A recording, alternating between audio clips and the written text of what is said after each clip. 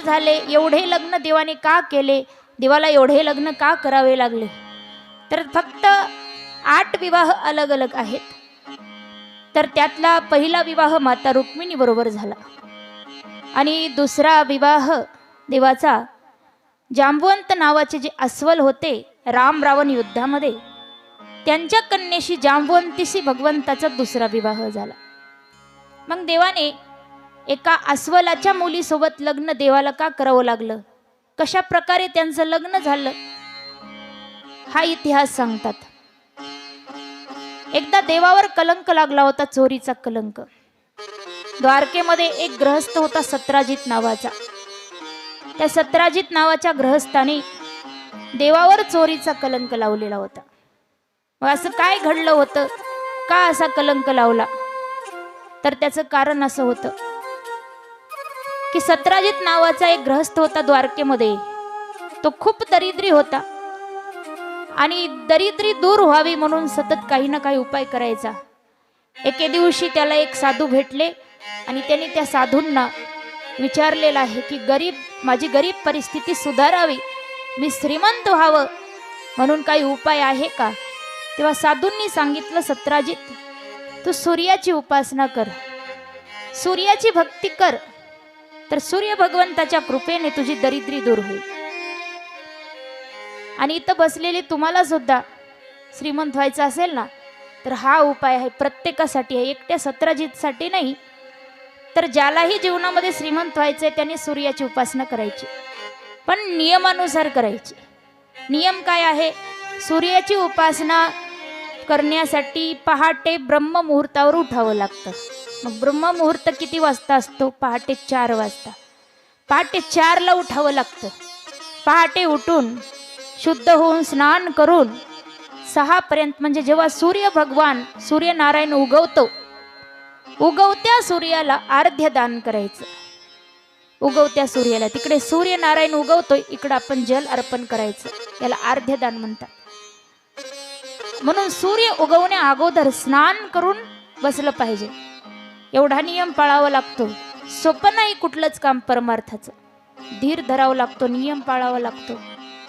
म्हणून पहाटे ब्रह्ममुहूर्तावर उठून, पूर्वीचे जे ऋषी मुनी होते ना, ते पहाटेच उठायचे ब्रह्ममुहूर्तावर आणि नदीमध्ये जाऊन स्नान करायचे. असं घरी नाही करायचे.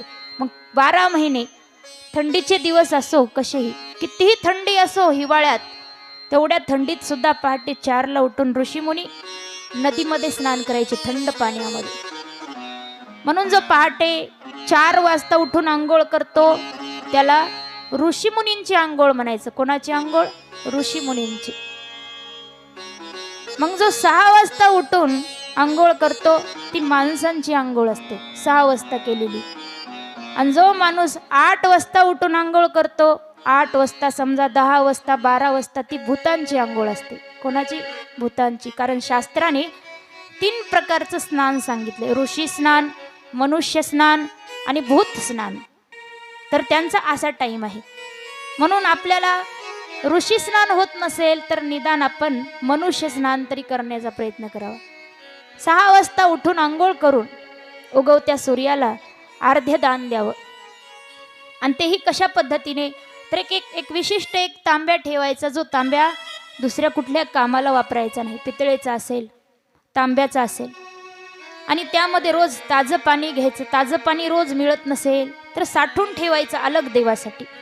आणि देवाचंच पाणी घ्यायचं, त्यात थोड्याशा अक्षता, म्हणजे तांदूळ थोडे टाकायचे, हळदी कुंकू टाकायचं, एखादं फूल असेल तर फूल टाकायचं, आणि सूर्याची 12 नावे उच्चारून ते जल अर्पण करायचं सूर्य भगवंताला. असं करणं याला म्हणतात अर्ध्यदान. हे खऱ्या पद्धतीचं अर्ध्यदान आहे. तर मग भगवान सूर्यनारायण प्रसन्न झाले. तर सूर्य ही धनाची देवता, धन देणारी देवता आहे.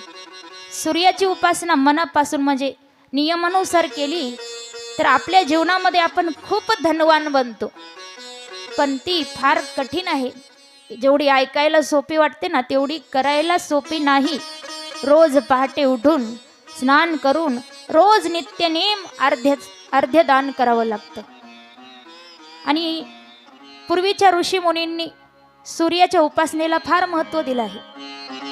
ते उगवत्या सूर्यालाही वंदन करायचे आणि मावळत्या सूर्याला सुद्धा वंदन करायचे ऋषी म्हणून देव पंचायतनामध्ये प्रमुख 5 देवता आहेत, त्यामध्ये सूर्य भगवान आहेत. म्हणून प्रत्येक देवघरामध्ये सूर्याची प्रतिमा असली पाहिजे. प्रत्येक देवघरामध्ये, कोणाच्या घरी नसेल तर तुम्ही घेऊन या, पण देवघरामध्ये सूर्याची प्रतिमा असायला पाहिजे.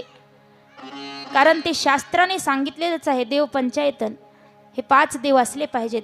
गणपतीची मूर्ती असलीच पाहिजे, माता लक्ष्मीची मूर्ती असली पाहिजे, महादेव आणि भोलेनाथाची पिंड ती सुद्धा असली पाहिजे बरं का. आपल्या देवघरामध्ये बाकी तुम्ही जास्त गर्दी करू नका देवांची. सगळं देवघर असं भरून टाकू नका देवांनी.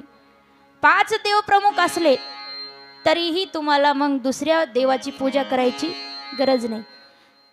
सूर्याची प्रतिमा तेवढी प्रत्येकाच्या घरी दिसत नाही, पण असायला पाहिजे. सूर्य भगवान हे धन देणारी तेजाची देवता आहेत, म्हणून अर्ध्य दान करावं. पण काही माणसांचं कसं असतं, उठतात 8 वाजता, आंघोळ करतात 10 वाजता आणि आंघोळीचं उरलेलं बकेटमध्ये पाणी तेच सूर्याकडे फेकतात. झालं त्यांचं अर्धे दान. मग हे पाप आहे. उलट आपलं उरलेलं आंघोळीचं पाणी सूर्याला कधीही अर्पण करायचं नाही. तर मग एक योग्य पद्धतीने, शास्त्राने सांगितलेल्या पद्धतीने, नियमानुसार अर्ध्य दान केलं तर सूर्याची उपासना फलित होते. आपल्याला त्याचं फळ मिळतं. धनाच्या रूपामध्ये आपण धनवान बनतो असं शास्त्र सांगतं. मग सत्राजितला हा उपाय जेव्हा माहीत झाला, सत्राजितने रोज उठून पहाटे स्नान करून अर्ध्य दान द्यायला सुरुवात केली. जल अर्पण करायचा रोज नित्यनेम सूर्य भगवंताला. आणि असं 1-2 दिवस नाही, 12 वर्ष त्याने सूर्याची उपासना केली. काही माणसं त्यांच्या अंगामध्ये धीरच नसतो, धैर्य नसतं. थोडंसं देवदेव केलं की म्हणतात लगेच त्याचं फळ मिळावं. आज कथा ऐकायला आले, आज कीर्तन ऐकायला आले, लगेच उद्याच आमचं चांगलं व्हावं म्हणतात. आजच्या कथेचं फळ उद्याच मिळावं म्हणतात. पण देवाचा न्याय कसा आहे, देव कधीही चांगल्या कर्माचं फळ उशिरा देतो, लवकर देत नाही. वाईट कर्माचं फळ लवकर देतो, पण चांगल्या कर्माचं फळ देव उशिरा देतो. आणि देव कधीही आपली परीक्षा घेतो. आधी आपल्याला आपल्या जीवनामध्ये संकट पाठवून देतो, आधी त्रासच देत असतो, आपली परीक्षा बघत असतो. आणि माणसं मग कंटाळून जातात, म्हणतात एवढं देव करतोय तरी आमचं चांगलं होत नाही. अहो, एका माणसाची म्हैस हरवली म्हणून त्याला असा राग आला, गळ्यातली माळच तोडून टाकली, त्यानं फेकून दिली. म्हणाला वर्षभर गळ्यात माळ घातली, माझी म्हैस हरवली म्हणाला. आता म्हशीचा आणि माळीचा म्हणजे काय संबंध आहे? म्हैस हरवली म्हणून माळ काढून टाकायची? अंगात धीर नाही की आम्ही देवाचं नाव घेतलं, आम्ही कीर्तन ऐकलं, देवपूजा केली, लगेच त्याचं फळ देवाने द्यावं म्हणतात. धीर पाहिजे अंगामध्ये. एका चोराने एका लोहाराची आयरन चोरली. आयरन लोखंडाची माहीत आहे ना. आयरन चोरली आणि चोरी करून जात असताना वाटेमध्ये एके ठिकाणी भागवत कथा सुरू होती. त्याने कथेमध्ये ऐकलं की दानधर्म करावं. महाराज सांगत होते दानधर्म करावं. दानधर्म केलं, दुसऱ्याला काही दान दिलं की त्या माणसाला स्वर्गातून विमान न्यायला येतं म्हणून. असं त्यानं ऐकलं की त्याने आयरन चोरी केली होती. घरी गेला, म्हणाला मी पण आज काहीतरी दान करणार. मग त्यानं दान काय केलं, एक सुई त्याच्या घरामध्ये होती. म्हणाला या सुईचं तसंही काही काम नाही घरामध्ये. सुई घेतली आणि शेजाऱ्याला नेऊन दिली की ही सुई तुला धर माझ्यातर्फे. आणि सुई दिली. म्हणाला मी सुईचं दान केले. आणि दारात जाऊन उभा राहिला आकाशाकडे बघत. एक माणूस जाऊ लागला, म्हणला अरे वर काय पाहतोस? तो म्हणाला मी सुई दान केली आहे, आता स्वर्गातून मला न्यायला विमान येणार आहे, वाट पाहतोय म्हणाला. आता लगेच. आणि ते चोरी कशाची केली? आयरन चोरली.